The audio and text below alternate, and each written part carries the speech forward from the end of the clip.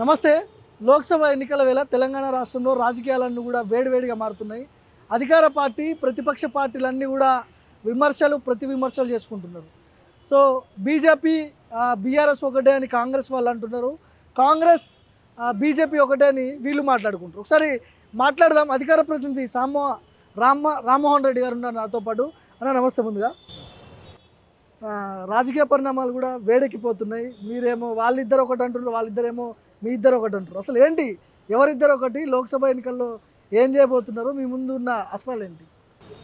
10 సంవత్సరాల నుంచి కూడా కలిసి మెలిసి ఒకరు లూటీ చేసుకుంటా ఇంకొకరు వాళ్ళని కాపాడుకుంటా 10 సంవత్సరాలుగా తెర వెనుక ఒక సత్సంబంధాలతోటి ముందుకు పోయినటువంటి బీజేపీ బీఆర్ఎస్ ఈ రెండు మనకు తెలుసు. అసలు బీఆర్ఎస్ అనేటటువంటి పార్టీ పుట్టిందే BJP plus TRS equal to BRS అయిందని కూడా మనం చాలా సందర్భాల్లో మనం మాట్లాడుకున్నాం. వీళ్ళు ఎంత అవినీతి చేసినా వీళ్ళేమో పైన పోయి వాళ్ళు ఏమైనా చీకటి చట్టాలు చేస్తే వీళ్ళు పోయి మద్దతు ఇవ్వడం, లేకపోతే ఇక్కడ ఎంత అవినీతి జరిగినా వాళ్ళు చూసి చూడనట్టు వదిలిపెట్టడం, కానీ పైకి మాత్రం కోడిపుంజు లెక్క కొట్లాడుకున్నట్టు నటించడం, తెలంగాణ ప్రజలని పిచ్చోళ్ళ కిందికి చూసి మేమేం డ్రామాలు చేసినా నడిచిపోతాయని చెప్పి వాళ్ళు భావించడం, కానీ ఎన్నికల ఫలితాలు అనేటటువంటిది ఉల్టా రావడం. ఈరోజు ఇక మనం ఇట్లా వెనకాల ఉంటే నడవదు, బయటికే వచ్చి మనం కలిసిపోవాల్సిందే అనేటటువంటి నిర్ణయాలు కూడా చేసుకుంటారంట. ఇక మరి కేసీఆర్ ఢిల్లీకి పోతున్నటువంటి దానికి గల కారణం పొత్తు గురించి అని అందరూ మాట్లాడుతూ ఉన్నారు. నేనేమంటున్నానంటే అసలు ఆయన ఆడికి పోతేనే పొత్తు అనేది కదా, పొత్తు అనేది ఎప్పటి నుంచో కొనసాగుతూనే ఉంది. గత 2 రోజుల క్రితమే బీజేపీ ప్రధాన కార్యదర్శి బండి సంజయ్ అంటున్నాడు, పొత్తు పెట్టుకుంటే చెప్పులతో కొట్టండి అంటున్నాడు. ఎందుకు అంత గట్టిగా ఎందుకు మాట్లాడుతున్నాడు? ఒకవేళ పొత్తు ఉంది అనుకుందాం, అంత గట్టిగా ఎందుకు మాట్లాడాల్సి వస్తుంది? ఇప్పుడు పాపం వెనకడికి కూడా అధ్యక్షుడు లెక్క ఉన్నప్పుడే గిట్లనే గట్టిగా మాట్లాడిండు. గట్టిగా మాట్లాడి తీసి బొక్కలు వేస్తా ఒక్కొక్కరిని అన్నాడు. ఈయన కిటికీలని వాళ్ళగొట్టి ఈయన నేసిరు బొక్కల. ఇది చరిత్ర కదా. బండి సంజయ్ అనేటటువంటి వ్యక్తి నిజంగానే బీఆర్ఎస్ నేతల మీద కొట్లాడుకుంటూ అది చేస్తాడు, కానీ పైన క్రీమ్ లేయర్ అనేది ఒకటి ఉంది ఈయన కంటే పైకి. కిషన్ రెడ్డి, అమిత్ షా, నరేంద్ర మోడీ, కేసీఆర్ అండ్ ఫ్యామిలీ, ఇదంతా క్రీమ్ లేయర్. బండి సంజయ్ అనేటటువంటి నెక్స్ట్ లేయర్లో ఉన్నాడు. పాపం ఈయనకి ఏమేమనుకుంటున్నాడంటే అంతా బాగానే ఉందేమో అని అనుకుంటున్నట్టుండు, కానీ కిషన్ రెడ్డి అనుకో ఏమైంది, ఊకేందా ఊకే వీడు మమ్మల్ని పట్టుకొని లోపడేస్తా అంటున్నాను చెప్పి వాళ్ళ అధికారంలో ఉండి కేంద్రంలో నువ్వు అధికారంలో ఉన్నటువంటి నిన్ను ఒక రాష్ట్ర అధ్యక్షుడిని కిటికీలు వాళ్ళ కొట్టి లోపడేస్తే నువ్వు వాళ్ళ మీద ఏం చర్యలు తీసుకున్నావు?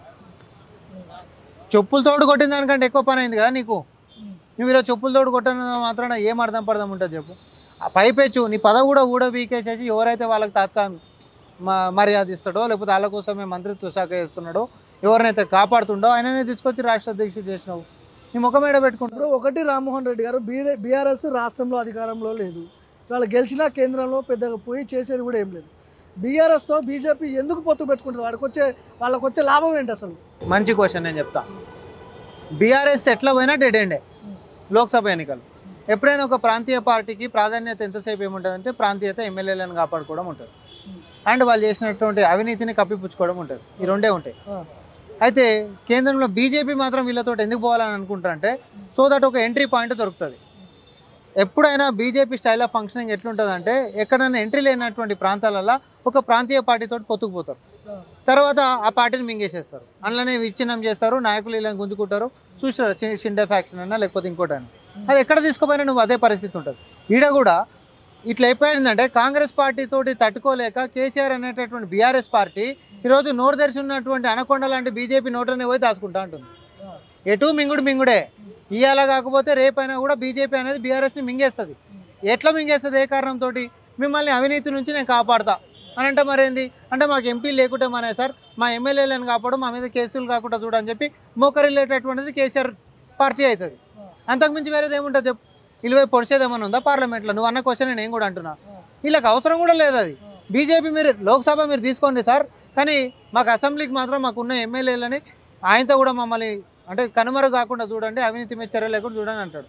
కానీ బీజేపీ అనేటటువంటిది ఈ పార్టీని కనుమరుగు చేస్తుంది. ఇప్పుడు ఇదే ప్రశ్నలు బీజేపీ వాళ్ళని మాలాంటి వాళ్ళు అడిగినప్పుడు కాళేశ్వరం మీద అవినీతి జరిగిందని మీరే అంటారు, చర్యలు తీసుకోవడానికి మోడీకి, అమిత్ షా కూడా రైట్స్ లేవా అని మేము అడిగినప్పుడు, ఇప్పుడు రాష్ట్రంలో అధికారంలో ఉన్నారు కదా కాంగ్రెస్ పార్టీ, ఏసీబీ ఉన్నది కదా, గతంలో రేవంత్ రెడ్డిని ఇరికిచ్చిండు కదా కేసీఆర్, మరి ఇప్పుడు మీరు ఇరికియొచ్చు కదా, మీ ఇద్దరి మధ్య సాన్నిహిత్యం లేకపోతే అలాంటి మాటలకు ఏం చెప్తారు? అసెంబ్లీలో మొత్తం ఏం జరిగింది? పేపర్ మీద పేపర్ పాపాల చిట్టా మొత్తం ఆధారాలతో బయట పెట్టినాం కదా. చర్యలు లేవు కదా. చెప్తా, సిట్టింగ్ జడ్జి తోటి విచారణ అన్నాం, సిట్టింగ్ జడ్జి తోటి ఇంకా కాలే. అట్లానే విజిలెన్స్ వదిలిపెట్టినామా, విజిలెన్స్ విచారణ జరుగుతూనే ఉంది. నేషనల్ డ్యామ్ సేఫ్టీ అథారిటీకి కూడా మళ్ళీ కూడా కేంద్రంకే ఇచ్చినాం దీని మీద. ఎందుకనంటే మేడిగడ్డ మాత్రమే కాదు, అన్నారంలో కూడా బొంగలు వచ్చినాయి, కుంగింది, అది కూడా దాని పరిస్థితి దీనికి వచ్చిందని చెప్పి దానికే నేషనల్ డ్యామ్ సేఫ్టీ అథారిటీకే కేంద్రం చేతిలోనే రాష్ట్ర సర్కార్ పెట్టింది. ఇది నేను మళ్ళీ చెప్తా ఉన్నా. మరి పెట్టినప్పుడు విచారణ చేసుకుంటా మొత్తం జరిగింది అనేటటువంటి నువ్వు కూడా అన్నావు కదా. మేమేమంటున్నాము, దానికేం టైం ఫ్రేమ్ ఉండాల్సిన అవసరం లేదు. ఫస్ట్ తెలంగాణ సర్వసభ్య సమాజానికి అటు కాళేశ్వరం పేరుతోటి కొల్లగొట్టినటువంటి లక్షల కోట్ల రూపాయలైనా, లేకపోతే కృష్ణా జలాల్లో మన హక్కు అయినటువంటి నీటి వాటాని పక్క రాష్ట్రంకి ఎగేసి ఇచ్చినప్పటికైనా, అంటే నమ్మక ద్రోహం చేసినప్పటికైనా అన్ని అంశాలను కూడా ప్రజల ముందుకు మేము ఆధారాలతోటి ముందుకు పెట్టినాము. ప్రజాస్వామ్యంలో ప్రజా పరిపాలనతోటి దోషులు లెక్క నడి బజార్లో బీఆర్ఎస్ పార్టీని నిలబెట్టినాము. ఇంకా కూడా సరిపోతలేని అన్ని ఆధారాలతోటి వేస్తున్నాం. కానీ ఎన్నికలు అన్ని ఆధారాలతోటి నువ్వే చర్యలు తీసుకుందువు. కాంగ్రెస్ పార్టీ అధికారంలోకి వస్తుంది, బ్రహ్మాండంగా బొక్కలనే వేస్తామని అంటున్నాం మేము. ఆ కాన్ఫిడెన్స్ మాకుంది. లేదంటే కూడా నువ్వు కేంద్రంలో ఉంటావు. ఇద్దరు నువ్వు గెలుస్తావు, లేకపోతే మేము గెలుస్తాం. మేమే వచ్చినాం అనుకో, కుటుంబాన్ని మొత్తం లోపటేస్తాం, ఎందుకంటే నువ్వు వేస్తలేవు కాబట్టి.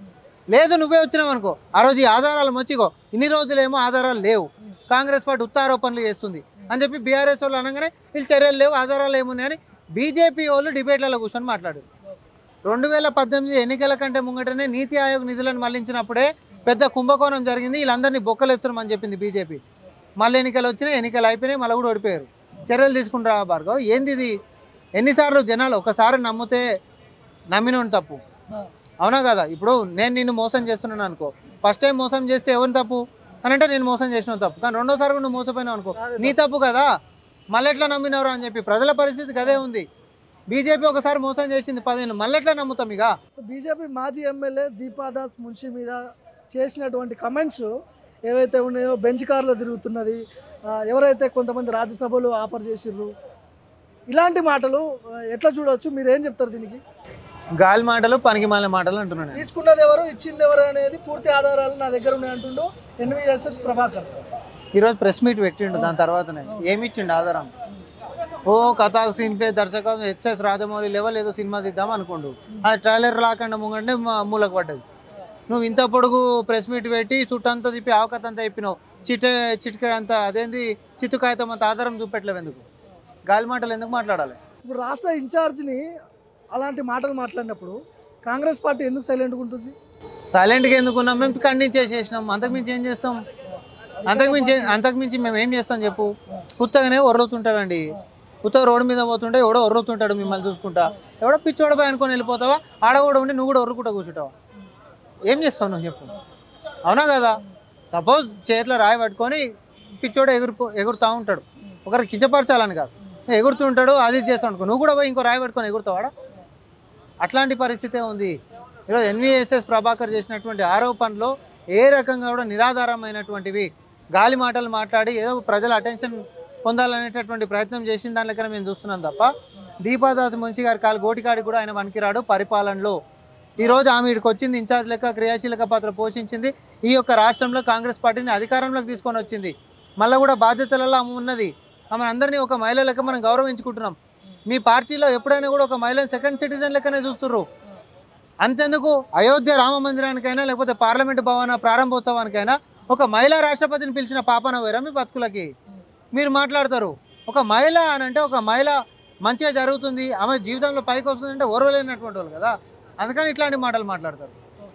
సో మొత్తానికి పార్లమెంట్ ఎన్నికల్లో బీజేపీ బీఆర్ఎస్ పొత్తు ఇంకా ఉంటుంది అని మీరు అనుకుంటారా? అంటే ఇలాంటి మాటలు విన్న తర్వాత, బండి సంజయ్ కమెంట్స్ తర్వాత లక్ష్మణ్ కూడా మాట్లాడిండు, రాజ్యసభ సభ్యుడు, ముమ్మాటికి పొత్తుండదు బీఆర్ఎస్తో అన్నాడు. మీరేమో బల్లగుద్ది మీరు చెప్తున్నారు ఇద్దరు ఒకటే. ఇంకా ఏం చెప్పదలుచుకున్నారు దాని గురించి? మళ్ళీ చెప్తున్నా, ఈరోజు చెప్తున్నాం, రేపు మొన్న చెప్పినాం, ఈరోజు చెప్తున్నాం, రేపు కూడా చెప్తాం. బీజేపీ బీఆర్ఎస్ ఒక్కటే, చెయ్యి కలుపుకొని నడిచేటటువంటి వాళ్ళు, కానీ తెర వెనకాల నడుస్తున్నారు. తెర ముందుకు వచ్చేటటువంటి తీరుతెన్నులు కూడా వాళ్ళు చూస్తూ ఉన్నారు. అంతా బాగుంటే తెర ముందుకు కూడా వస్తారు. సేమ్ కర్ణాటక జేడీఎస్ ఉండేనా, జేడీఎస్ కూడా బీజేపీ మీద కత్తులు నూరిందా? కత్తులు నూరినటువంటి వాళ్ళు తర్వాత పొత్తులు పెట్టుకొని ముందుకు వచ్చిరా లేదా? ఇప్పుడు పార్లమెంట్కి ఈడ కూడా అంతే, కత్తులు నూరుకుర్రు, ఇప్పుడు పొత్తులు. నేను ఒకటే అంట, ఇప్పుడు చూడు దేశం మొత్తంలో కూడా రైతులు మొత్తం కూడా నిరసనలు చేస్తూ ఉన్నారు. అవునా? మినిమం సపోర్ట్ ప్రైస్, కనీస మద్దతు ధర అనేటటువంటి దాన్ని చట్టం చేసి గ్యారంటీ చేయాలని చెప్పి. మరి ఎందుకో బీఆర్ఎస్ బీజేపీకి ఇలా పోతలేదు. సరే, నేను ఓపెన్గా అడుగుతున్నా. కాంగ్రెస్ పార్టీ మన ఇందిరా పార్క్ అక్కడికి అంత పెద్ద ధర్నా మేము చేసినాం. ప్రతి మండలంలో ప్రతి జిల్లాలలో కూడా మేము కార్యక్రమాలు చేసినాం, రైతు కార్యక్రమాలు. నువ్వు ఎందుకో చేస్తలేవు?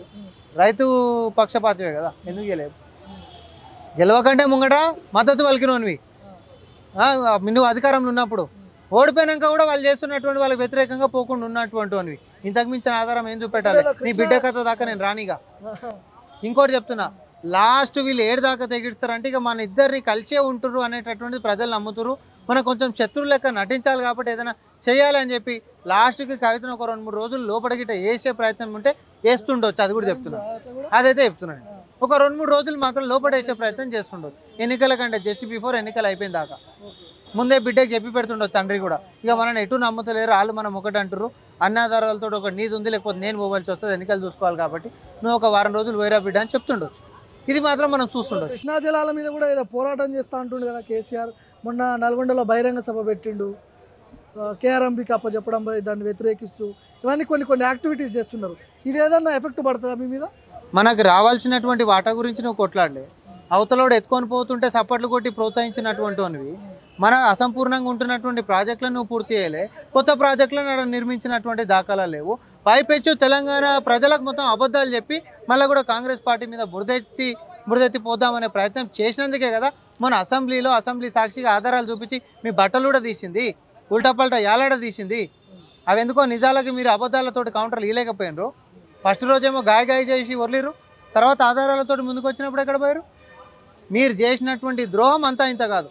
కృష్ణా జలాల్లో మన వాటాలు కోల్పోయిందైనా, ప్రాజెక్టులు కట్టనటువంటిదైనా, 1 ఎకరాకు నీళ్ళు ఇవ్వనటువంటిదైనా, గోదావరి జలాల్లో కట్టినామని చెప్పినటువంటి ప్రాజెక్టులు 3 సంవత్సరాల్లో కట్టినాం, రికార్డు లెవెల్లో కట్టినాం, ఇంజనీరింగ్ మార్వెల్ అని చెప్పినటువంటి ప్రాజెక్టులు ఈరోజు కుప్పగోల్పై చుక్క నీళ్లు తోడనటువంటి వాస్తవాలైనా ఇవి కాంగ్రెస్ పార్టీ ప్రజల్లోకి తీసుకొని అసెంబ్లీ సాక్షిగా పోయినాం. రేపు పొద్దున కూడా మీరు పర్యటనకు రావాలి, వాడవాడన తిరగాలి. మీకు చెప్పులతోటి దండలు మాత్రం వేసి ప్రజలు మీ మీద ఉంటున్నటువంటి నిరసన తెలియాల్సిందిగా కాంగ్రెస్ పార్టీ పిలుపునిస్తా ఉంది. సో వాళ్ళు వీళ్ళు ఒకవేళ పొత్తు పెట్టుకుందాం అనుకున్నాం, బీఆర్ఎస్ బీజేపీ, మీకు ప్లస్ అవుతుందా మైనస్ అవుతుందా? 100% ప్లస్ అవుతుంది. తెలంగాణ ప్రజల్ని అనాథలను చేసి కుయుక్తి రాజకీయాలు చేసుకుంటా, ఒకరు దేవుని పేరు చెప్పుకుంటా, ఇంకొకరు వెన్నుపోటు పొడిచినటువంటి వాడు, సొమ్ముని కొల్లగొట్టినటువంటి వాడు, మన బతుకులని ఆగం పట్టించినటువంటి వాడు, ఆకాంక్షలు నెరవేర్చుకుంటూ ముందుకు సాగుతున్నటువంటి ప్రజాపాలన కాంగ్రెస్ పార్టీ అండ్ పునర్నిర్మాణం చేస్తుంది. అసలైన తెలంగాణ ఉద్యమం ఇప్పుడే నడుస్తూ ఉంది. తెలంగాణ ఉద్యమంలో పాలు పంచుకున్నటువంటి వాళ్ళు తిరిగి కాంగ్రెస్ పార్టీ పక్షాన నిలబడి మన ఆకాంక్షలు నెరవేర్చుకుంటా దోపిడీకి గురైనటువంటి తెలంగాణని మళ్ళీ పూర్వ వైభవంకి తెచ్చుకోవాలి అని అంటే పునర్నిర్మాణం జరగాలి. కాబట్టి కాంగ్రెస్ పార్టీ ఆ సిద్ధాంతంతో ముందుకు పోతుంది.